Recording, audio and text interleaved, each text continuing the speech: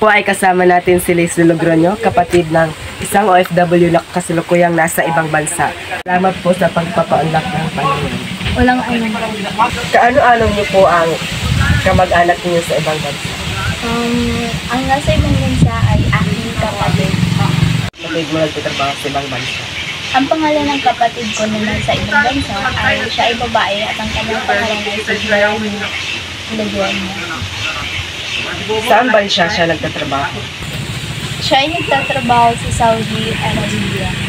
Kailan siya umalis at gaano siya katagal na doon?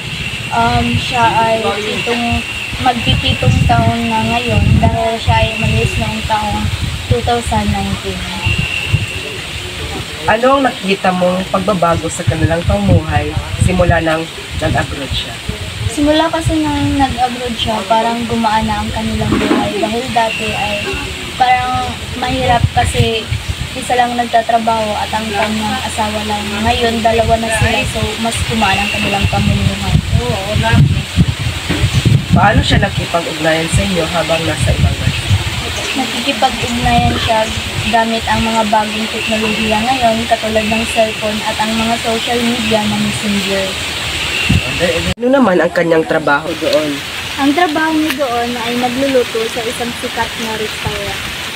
Sa iyong palagay, bakit niya naisipang mag-ibang bansa at doon maghanap buhay?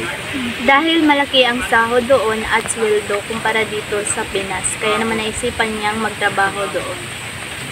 Kung ihahambing natin ang sitwasyon dito sa bansang kanyang pinagtatrabahuan, mas maganda ba talaga ang pananilbihan doon? Oo, maganda ang pananilbihan doon, hindi lamang sa batas, kundi dahil na rin sa pera na ang kanyang halaga ay mas malaki pa kaysa dito sa pesos dito sa Pilipinas.